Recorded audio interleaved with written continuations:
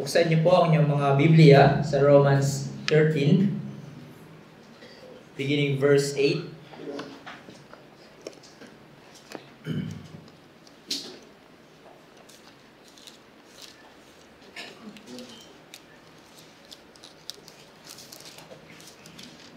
Romans 13, beginning verse 8 up to verse 10.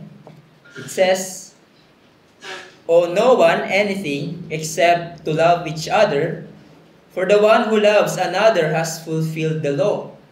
For the commandments, you shall not commit adultery, you shall not murder, you shall not steal, you shall not covet, and any other commandment are summed up in this word: you shall love your neighbor as yourself. Love does no wrong to a neighbor, therefore love is the fulfilling of the law." Tayo po ay manalangin, tumingi muli ng tulong sa Panginoon. O aming dakilang Diyos, sa mga oras na ito ay kailangan po namin ng kalakasan na nagmumula sa inyo, ng focus ng pag-iisip, at kasiglahan, Panginoon, na muli naming maririnig ang inyong mga salita. Tulungan niyo po kami sa aming mga limitations at kahinaan. At nawa, Panginoon, sa hapon na ito ay muli naming marinig ang inyong tinig na pinapangaral ng mayroong katapatan. Ilayo niyo po kami sa anumang kamalian, bagkos ituro niyo po sa amin ang daan ng inyong kalooban para sa amin na hinayag sa inyong mga salita. Tulungan niyo po ang mga ngaral ng inyong salita sa kanyang kahinaan. Panginoon, ikaw ang patuloy niyang maging kalakasan. Mabantayan niya, Panginoon, ang kanyang thoughts, ang kanyang pananalita, at maituro niya, Panginoon, ang katotohanan lamang. Sa lahat ng ito, kami ay umaasa sa banal na Espiritu, sa illumination, Panginoon, ay kanyang pagkakaloob sa amin. In Jesus' name, Amen. If you still remember ang ating pag-aaral sa Romans 12, verse 9 to 21, ay ating pinag-aaralan doon ang marapat na pakikitungo natin sa ating mga kapatid sa Panginoon at maging sa mga unbelievers. At ang pinakasentrong usapin doon ay merong kinalaman sa pag-ibig. Now in these verses na ating pag-aaralan in chapter 13 to 8, ay muling bumalik sa tema patungkol sa pag-ibig, whether ito ay pag-ibig natin sa ating mga kapatid sa Panginoon o hindi mananampalataya. Now, bilang mga believers na binago ng Diyos at niligtas ng Panginoon, ang pag-ibig ang marapat nag-permeate sa ating buhay at gawi ng ating buhay. Sinabi ni John MacArthur, Christians have no excuse for not loving, because the love of God has been poured out within our hearts through the Holy Spirit who was given to us. We do not have to manufacture love. We only have to share the love we have been given. We don't have to be humanly taught to love, because we ourselves are taught by God to love one another. We are therefore told to pursue love, to put on love, increase and abound in love, to sincere in love, to be sincere in love, to be unified in love, tulad ng napag-aralan natin kanina, to be fervent in love, and to stimulate one another to love. Now, tatanungin natin, bakit muling bumalik si Pablo sa tema patungkol sa pag-iibig in chapter 13? Now, ang sagot, tulad ng isinabi din ng isang manunulat, we can never hear enough of it. Yung patungkol sa pag-iibigan. Even though we as Christians, sadly, at time, we can be loveless. In being like this, we bring shame to the gospel and to God Himself who is love. Nakakalungkot mag-isipin. Kahit na tayo ay mga mananampalataya na dahil sa labi ng ating kasalanan, tayo ay nagiging hindi mapagmahal. Mga loveless towards sa mga believers at maging sa mga taong dinadala ng Diyos sa ating buhay. kung ang mga mananampalatayang sinulatan ni Pablo ay muling ni-remind niya patungkol sa tema na ito ng pag-ibig sa iba, tayo man din ay mainam na mapaalalahanan muli. For this is the will of God, that we who are loved by God in Jesus Christ, we should express that love for others. We as Christians should be marked with love. So ito ang ating titignan, na ang pag-ibig sa iba ay kalooban ng Diyos na marapat nating isabuhay at ito ay fulfillment ng batas ng Diyos. And there are two headings I want us to consider. First, the duty to love, and lastly, the directive to love. Sinabi sa verse 8, first of all, the duty to love, owe no one anything except to love each other, for the one who loves another has fulfilled the law. Yung salita pong o utang sa Tagalog, it means, it conveys the basic idea or meaning of owing a debt. In other words, sinasabi dyan sa Tagalog, kung titignan nyo, huwag kayong magkautang sa sino man. At yung salitang no one, nasa unahan niya ng sentence ng Greek, emphasizing a strong negation, na kahit kanino man, dapat wala kayong pagkakautang. Now, tatanungin ko kayo, meron ba kayong utang ngayon? Meron ba kayong pagkakautang? Sa bangko, madami daw, no? Yung mortgage nyo sa property, di ba? Ito ay utos ni Pablo sa mga believers. And so kung may utang kayo, ay lumabag kayo sa utos na ito. Surely, hindi ito ang pagkahulugan ni Pablo. Sadly, sinasabi ng iba, kung magbabasa kayo, dapat absolutely wala kang utang. O huwag kang mangutang under any circumstances sa buhay. However, kumbaga, hindi ito ubra sa ating economic life. Sabi nga ng isang manunulat, death is a part of every aspect of economic life. And there are all kinds of ways na yung pag-utang can be done legitimately. Halimbawa nga, di ba, kung bibili ka ng bahay, ang iba manghihiram sa bangko, ba, o sa pag-ibig ng asawa, and then yung pag-ibig na organization. Pag-ibig ng pera para sa mortgage, 'di ba? Or kung yung iba magtatayo ng business, nanghihiram sila ng pera sa bangko to start their business. Meron din namang tinatawag na student loan. Kung mag-aaral ka, halimbawa, yung anak mo sa college, makakahiram ka ng pera sa school at hayaan ka ng school na makapag-aral o makapag-enroll ang anak mo. And there are organizations like yung SSS and other banks like Land Bank, they have a student loan. Ganon din sa pagbili ng sasakyan, di ba? Typically, yung iba nakakapag-loan sa bank, pangbayad sa sasakyan. Yung sinasabi nga ng mga Pinoy, di ba? Saka yung sinasabi ng mga Pinoy, lahat daw ng Pinoy may utang. Dahil yung bansa natin, may utang sa ibang bansa. Tayo din nagbabayad, di ba? So, hindi pa kahulugan dito ni Pablo na hindi na tayo dapat magkaroon ng pagkakautang. Sabi nga ng isang komentary, si Rob Ventura, sabi niya, all these matters, yung pagkakaroon ng legitimate na utang, are lawful in and of themselves and can be quite helpful for us to establish ourselves in the world and for preparing ourselves for the future. So, itong opening words na ito, owe no one anything, do not forbid the practice of borrowing o pagkakaroon ng utang dahil mismo ang salita ng Diyos. The Scripture gives guidelines about lending and even encourages lending under certain circumstances. Ang halimbawa niyan sa Lumang Tipan, Exodus 20:22, 22 to 20, chapter 22, Leviticus 25:37, at sa bagong tipan, sinabi ng ating Panginoong Yesus in Matthew 5:42, "Give to the one who begs from you, and do not refuse the one who would borrow from you." And so merong lugar ng panghihiram o pangungutang sa Bible under certain circumstance. But here also, ang warning pagdating sa pangungutang.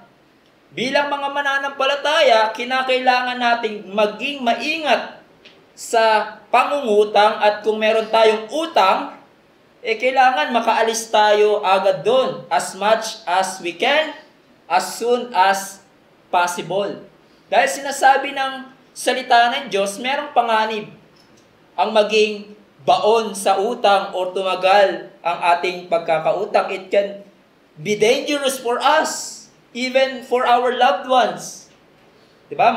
Meron na kayong narinig na or nabasang balita, mga sikat na artista o personalidad, dahil sa kanilang utang, diba? Naubos yung kanilang ari-arian, they lost all their money, at sila ay na-bankrupt, at ang nagsuffer ang kanilang mga mahal din sa buhay. O merong panganib sa pagkakaroon ng utang, kaya hindi tayo dapat mangutang, na alam natin na hindi natin kayang bayaran. Kumbaga, it's over our head. Yung nangutang ka ng sobra-sobra na hindi angkop marahil sa kinikita mo sa isang buwan o sa buong taon. That's why we need to be extremely careful about getting into debt, for the Bible says in Proverbs 22 verse 7, sa Tagalog, babasahin ko, sabi doon, ang namumuno sa dukha ay ang mayaman, at ang nanghihiram ay alipin ng nagpapahiram. Ang nanghihiram, ang nangungutang ay alipin ng nagpapahiram. In Psalm 37:21, sabi din sa Tagalog, ang masama ay humihiram at hindi makapagbayad, ngunit ang matuwid ay bukas palad at nagbibigay. So he's saying, if you borrow o nangutang ka and you don't pay, yung utang na yon, ito ay wickedness. Ikaw ay wicked. Sinabi ni John Murray, few things bring greater reproach upon the Christian profession than the accumulation of debts and refusal to pay them. In other words, hindi magandang patotoo ang isang mananampalataya na utang ng utang, pero hindi naman nagbabayad. Because that's evil. If you borrow and refuse to pay back. Kaya minsan, at least for me, sa amin sa bahay, kapag may nagsabing manghihiram ng pera, minsan sinasabi ko, hiram ba yan o hingi? Dahil kung sinabi mong hiram, balik mo. At kung hindi mo ibalik yan, the Bible says, nagkasala ka. You are wicked. Pero alam natin, minsan, di ba, kapag Pinoy, pag sinabing pahiram, it means tiway.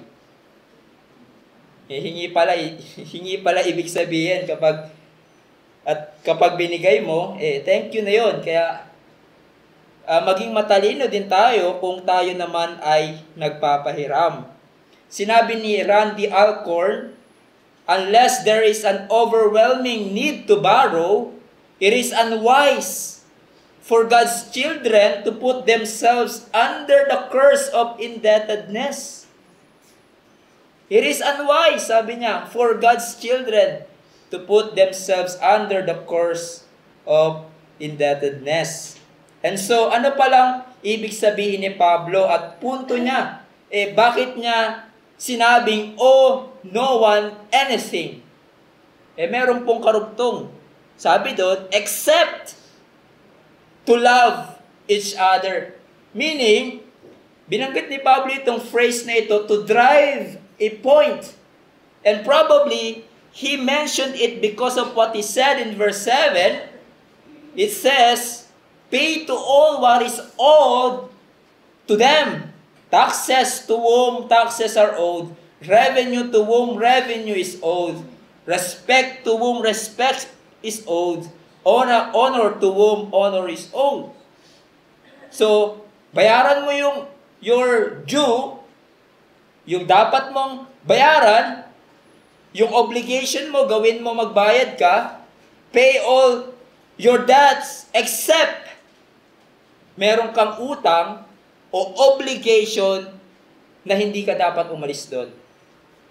You see the point ni Pablo? Pay all your debts except meron kang utang or obligation na hindi ka dapat umalis doon. Kumbaga, ito lang yung utang at obligation na wag mong alisan at patuloy mong bayaran. And what is that? Love for others. Charles Hodge succinctly said, acquit all yourselves of all obligation except love, which is a debt that we must remain ever due. Meron kang constant debt and obligation before you, and that is love. Well, let me quote yung sinabi ni Andrew Naselli sa kanyang guide to Romans. Sabi niya, our outstanding debt is our continuing obligation to love one another. And listen to this. We can never stop loving somebody and say, I have love enough. We can never stop loving somebody and say, I have love enough. Diba? Tayo kapag nakapagbayad ng utang, at sa wakas natapos na tayo sa obligasyon na yon, sinasabi natin, salamat at natapos din. Salamat at nakabayad rin. Ngunit pagdating sa obligation natin, na ibigin natin ang bawat isa, hindi natin pwedeng sabihin yan. Hindi natin pwedeng sabihin na, kailan kaya matatapos to? Kailan kaya ako pwedeng tumigil na hindi mahalin ang aking kapatid sa Panginoon? Naghahanap tayo ng, di ba? Naghahanap yung iba ng limit to love others, to forgive others, and to do good to them. Parang yung tanong ni Pedro kay Jesus, di ba? Lord, how often will my brother sin against me and I forgive him? As many as 7 times? Meron bang bilang? At kung ma-meet ko na yung bilang na yon, then I say I have enough. Jesus said to him, I do not say to you 7 times, but 77 times. 77 times. And the point is, love for others is our constant obligation, and that we never pay off and should never be neglected by us. As one writer says, there's one debt which always to remain outstanding among ourselves as believers, namely that we love each other. Love is permanent obligation among all the people of God all our days. Now, anong klaseng pagmamahal ang dapat nating ipagkaloob sa ating mga kapatid sa Panginoon, even to others? It says, it is agape, which napag-aralan na natin ito in Romans 12, beginning verse 9, di ba? A kind of love that reaches out and meets the needs. Meaning, meron kang maigting na concern at interest to another, whether sila ay mananampalataya o hindi, and whether hindi nila susuklian yung ginawa mong kabutihan para sa kanila. A love that centers on the needs and welfare of the one loved and will pay whatever personal price is necessary to meet those needs. And sinabi ni Charles Hodge, agape love signifies a deep, unselfish, superhuman affection which one person has for one another. Sinasabi ni Pablo, itong gantong klaseng pagmamahal ang i-express mo sa lahat ng iyong kapatid sa Panginoon. And not to express this kind of love is to sin. It is to disobey, yung sinasabi ni Pablo sa ating passage. Ang gantong pag-ibig ang dapat maranasan at dapat nararamdaman ng lahat. Hindi lang yung mga gusto natin o mga ka-vibes natin, but sa lahat ng mga kapatid natin sa loob ng iglesia, maging sa iba pa. Dahil sinasabi ng Bible, love your neighbor as yourself. So ito ang bayarin, kumbaga. Ito ang bayarin, ito ang death na dapat constant binabayaran natin ng walang palya. Obligation na dapat manatili lang sa atin, and that is to love one another. And what does this type of love looks like sa loob ng iglesia? Well, there are many. Serving one another, forgiving one another, praying for one another, bearing each other's burden, caring for one another, at marami pang obligation natin sa bawat isa, yung one another principles na binabanggit sa salita ng Diyos. These obligations should remain sa atin bilang iglesia all the days of our life. But then Paul gives the rationale or explanation for this command. Sinabi niya, owing no one anything except to love one another. Sinabi niya, for the one who loves another has fulfilled the law. So sinasabi ni Pablo, kung minamahal natin ang bawat isa, nasasakatuparan natin ang law of God. At itong law na ito na binanggit ni Pablo, referring to the moral law, specifically yung second half of the Ten Commandments. Well, remember, 10 utos yon, at even ang ating Panginoong Yesus summarize it into 2. Yung in Matthew 22, di ba? And He said to him, you shall love the Lord your God with all your heart and with all your soul and with all your mind.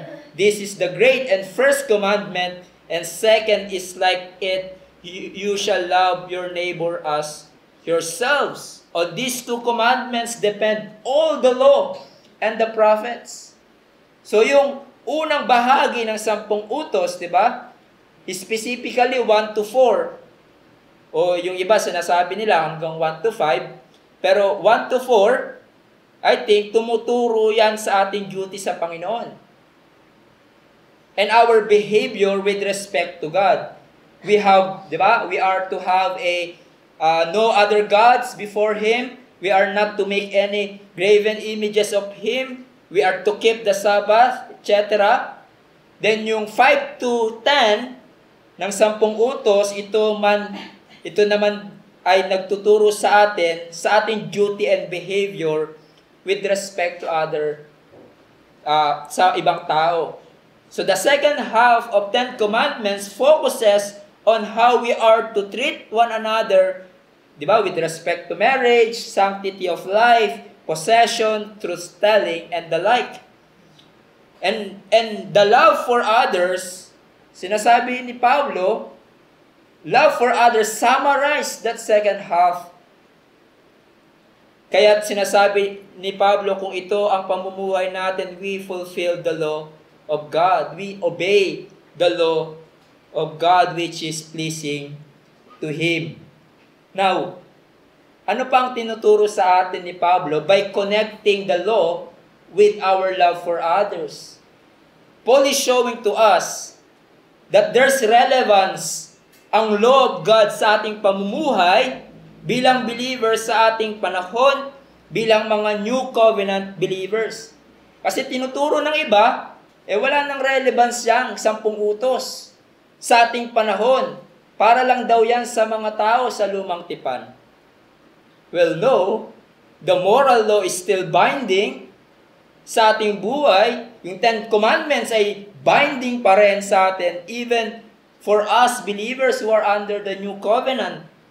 And we need God's law, as one writer says, sa atin We need God's law para malaman natin how to love. Yun yung gamit din ng law. Paano ko ba iibigin ang aking kapwa?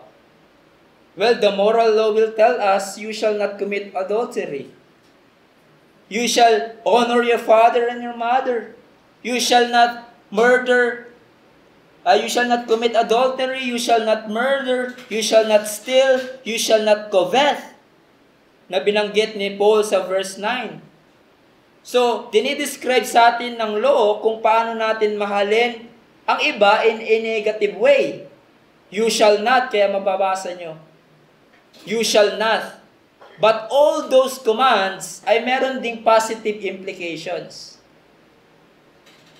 What do I mean by that? Though negative yung pagkakabanggit, di ba? You shall not, but those commandments have positive corresponding implications. Halimbawa, sabi, huwag kang mangangalunya. You shall not commit adultery, which, pag binasa nyo si Jesus, in Matthew 5:27, na yung pangangalunya ay hindi lang pagkakaroon ng third party or mistress, but internally, kung ikaw ay tumingin sa babae o sa lalaki na may lustful intent, malaswang pagnanasa, you already commit adultery. But yung utos ng Diyos, huwag kang mangangalunya, huwag mong gawin ito. Ano yung positive na dapat mong gawin in light of that? You shall not commit adultery. Ano yung positive na dapat gawin? Well, purity in mind. Purity in bodies and words. You preserve purity sa iyong buhay. Diba? Nag-iingat ka sa mga inaalaw mong pumasok sa iyong mga mata at maglaro sa iyong isip. Nag-iingat ka sa pananamit mo. Hindi ka nagbibihis na pwedeng magtulak sa iba na mag-isip ng kalaswaan. Kung ikaw ay may asawa, you are being faithful sa iyong asawa. Iniiwasan mo yung mga occasions na magdadala sa iyo to commit adultery. Rather, you fill your mind with the things that are pure, holy, and righteous. So, ang 10 utos shows us in a greater details what it means to love our neighbor. And so, when we love one another, we are doing and displaying sa ating buhay ang pagsunod sa utos ng Diyos.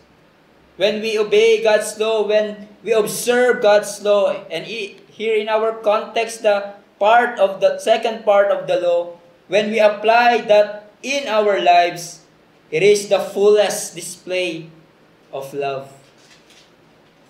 Well, of course, sinasabi ng salita ng Diyos, walang maliligtas sa pagsunod sa kautusan. Hindi ito ang paraan sa kaligtasan, kundi sa mga mananampalataya kay Kristo Jesus. Nevertheless, once a person has been justified by faith, he, out of gratitude, motivated and enabled by the Holy Spirit, desires to do what God wants him to do. And the Lord refrains us from doing evil and teach us what is pleasing to God. The law shows to us how to love our neighbor. When the believers, by the help of the Spirit, fulfill the law, they are living out the essence of the moral law required. And that is love. Now, that leads us sa pangalawang bahagi, the directive for love. Sinabi sa verse 9 and 10, for the commandments. In-expound niya yung ibig sabihin niya sa law. For the commandments, you shall not commit adultery, you shall not murder, you shall not steal, you shall not covet, and any other commandment are summed up in this word. You shall love your neighbor as yourself. Love does no wrong to a neighbor, therefore love is the fulfilling of the law. So you see, Paul explains yung law na binanggit niya sa verse 8b, quoting Exodus 20:13-15. At ito yung sinasabi ko kanina, the second part or the half of the Ten Commandments. Paul proceeds to cite 4 of the 10 commandments to show that if one loves, these commandments will be fulfilled. So Paul has just said that loving one's neighbor fulfills the law. And now he reiterates that, di ba? With 4 laws relating to our neighbor as found in the second half of the 10 commandments. So, kung iisa-isahin nyo, yung you shall not commit adultery, that's 7th commandment. Now, there are sinasabi ng mga komentary, inuna daw yun ni Paul dahil yun daw ang kumbaga laganap sa sa mga believers doon sa Romans. So, sabi niya, that's 7th commandment. Tapos, you shall not murder, that's 6th commandment. You shall not steal, that's 8th commandment. You shall not covet, 10th commandment. And hindi niya na binanggit isa-isa, sinabi niya na lang, and any other commandment are summed up in this word, you shall love your neighbor as yourself. You know, ganito din yung pag sinamarize sa Leviticus 19. Yung duty natin towards men na pinag-uutos ng Diyos, it just summarized, sabi doon, you shall not take vengeance or bear a grudge against the sons of your own people, but you shall love your neighbor as yourself. I am the Lord. So Paul is saying all those commandments can be summarized into one.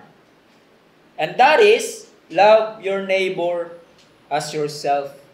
And so dito, pinapakita sa atin ni Pablo kung paano natin mamahalin ang ating neighbor sa pamamagitan ng half ng 10 commandments. Ito ang marapat nating sundin para sa mga tao kung minamahal natin sila. If we truly love our neighbor, anyone with whom we have contact, we will only do what is in his best interest. We will love them as we love ourselves. Paano mo ba minamahal yung sarili? You feed yourself. You take care of yourself. You make yourself comfortable and happy. Dinadamitan mo ang iyong sarili. Pinapasaya mo ang iyong sarili. Hindi ka harsh sa iyong sarili. And William Hendrickson put an interesting note on this. Sinabi niya, what Paul and before him Jesus actually means must at least include this thought. It is a certain thing that a person will love himself, and it is also certain that he will do so in spite of the fact that the self he loves has many faults. So then also he should most certainly love his neighbor.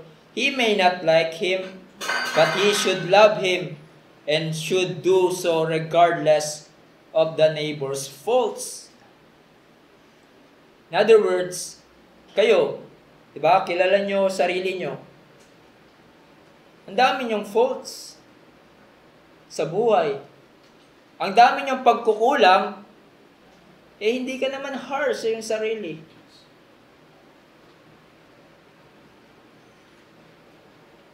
Ang dami mong pagkukulang, ang dami mong faults, hindi ka harsh sa iyong sarili. Hindi ka naman to the point na sinasaktan mo ang iyong sarili sa mga pagkakamali mo because you take care of yourself. Yung iba nga, pag na-stress sa kanilang pagkakamali, pinapakain pa nila ang kanilang sarili. Stress eating. Ba? In the same way, though you have many faults, sinasabi ni William Hendrickson, though you have many faults, but still inaalagaan mo ang sarili mo. Minamahal mo ang iyong sarili. Ganon din ang gawin mo sa iba, though your neighbor has many faults. Though your brethren has many faults and imperfections. Sinabi na nga ni Pablo sa ating pinag-aralan, di ba? Even sa iyong kaaway. In Romans 12:20, do active goodness to them. Extend grace to them. If your enemy is hungry, feed him. If he is thirsty, give him something to drink.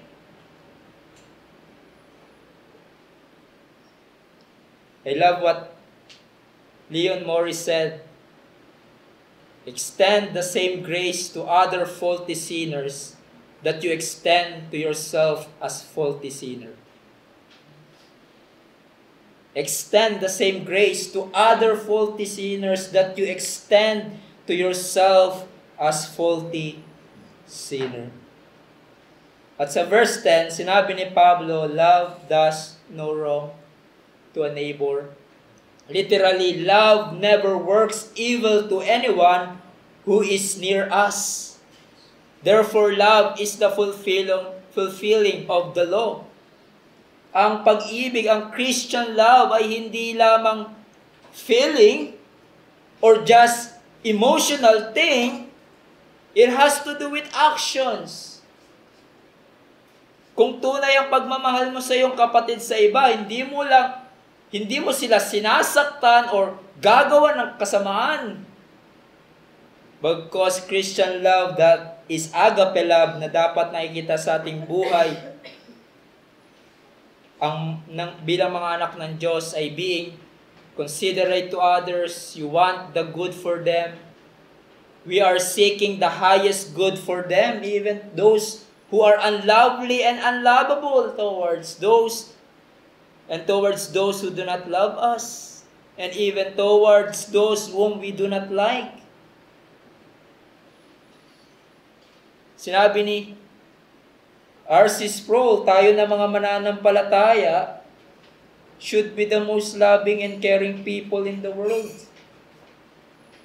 Most considerate and neighborly people in the world. To be a lover of God requires that we show that love through being kind and considerate to the people. Now, in view of our passage today regarding love is the fulfillment of the law, mga kapatid, let us then love one another as Christ has loved us and abound in our love for one another. Sinabi sa 1 John 4:10, and this is love, not that we have loved God, but that He loved us and sent His Son to be propitiation for our sins. And He charged the believers, He said, Beloved, if God so loved us, we also ought to love one another. Sinabi ni Jesus sa kanyang mga disciples in John 13:34, A new commandment I give to you, that you love one another just as I have loved you. You are also to love one another. By this all people will know that you are my disciples if you have love for one another. Brethren, ito ang utos sa iyo ng Panginoon.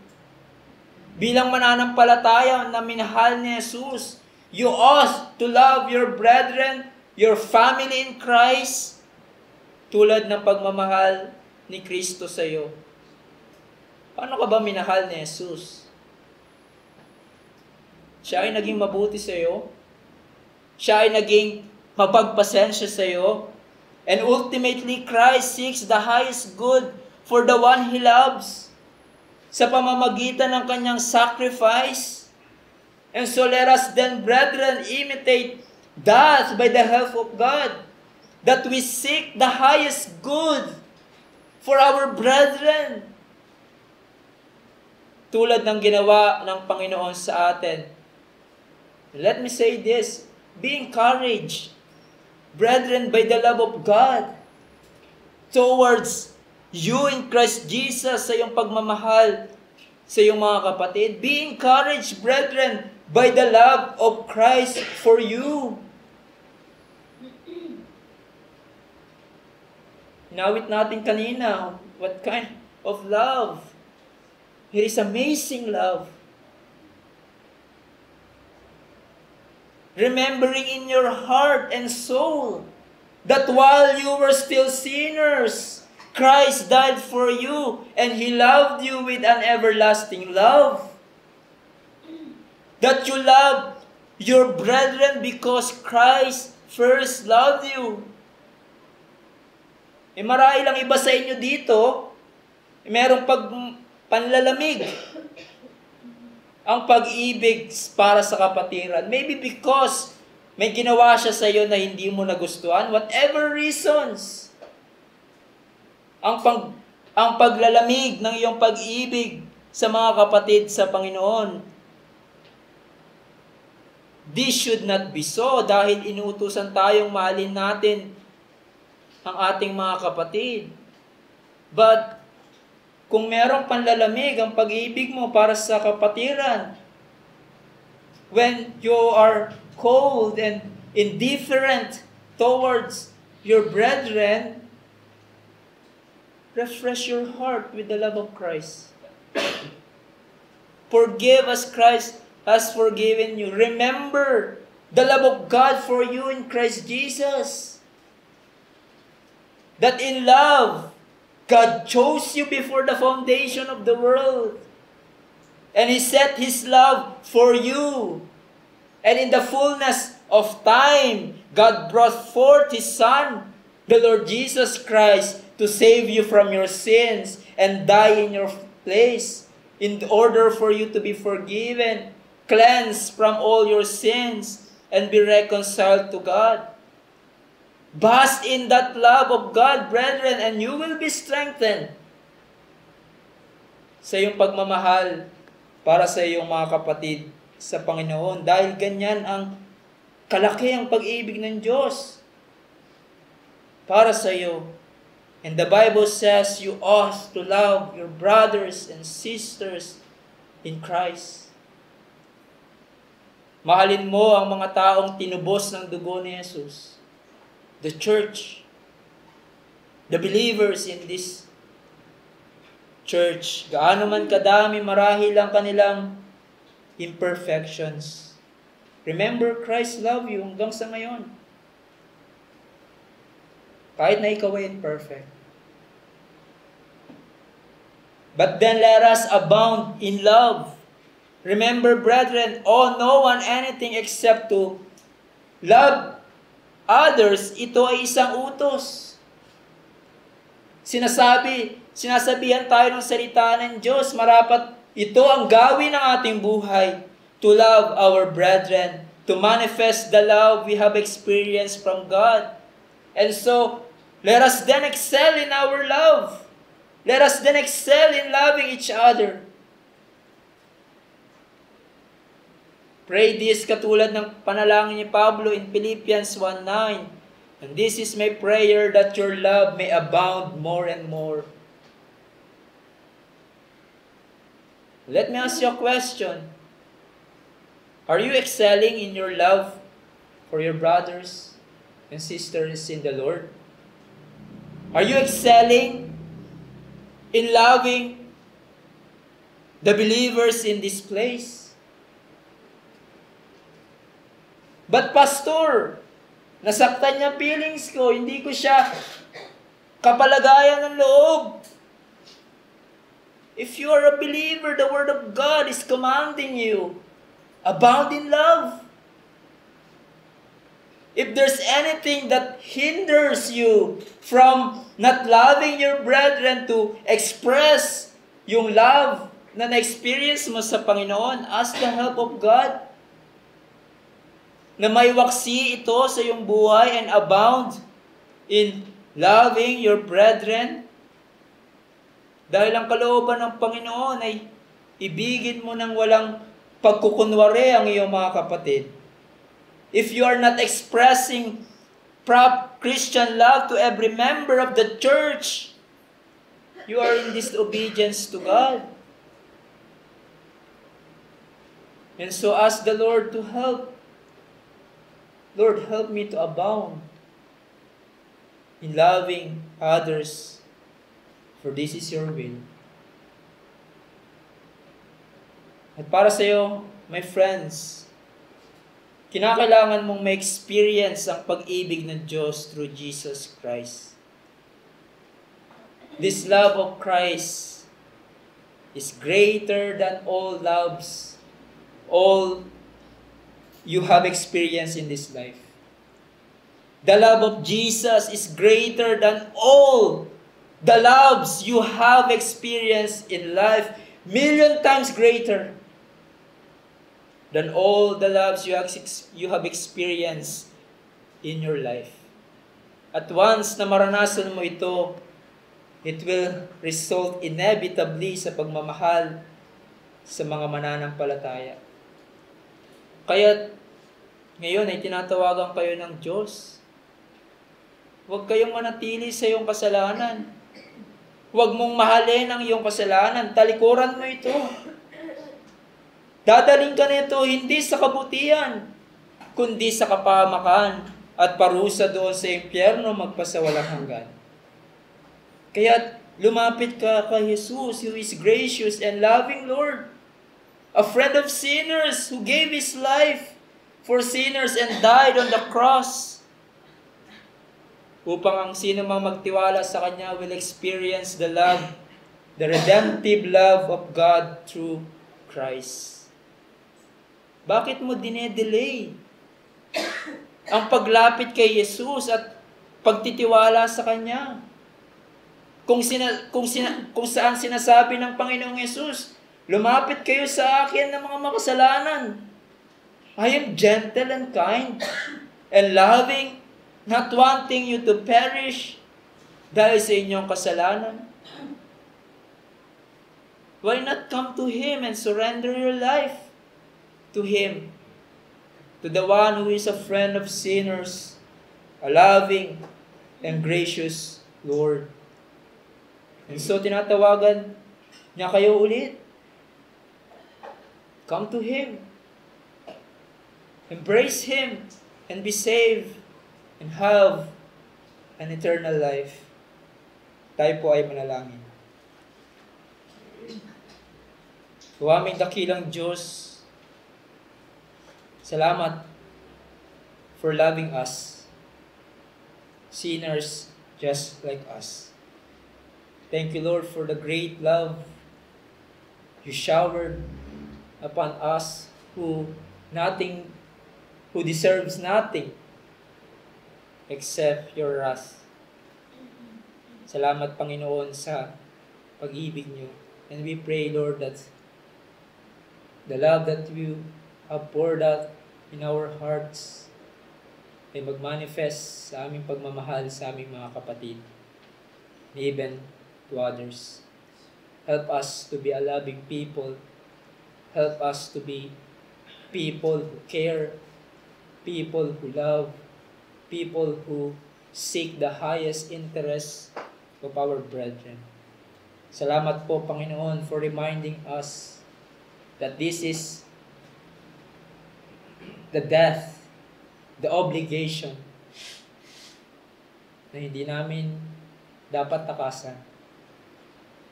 That is to love others. Salamat po, Panginoon, sa paalala sa amin. In Jesus' name, Amen.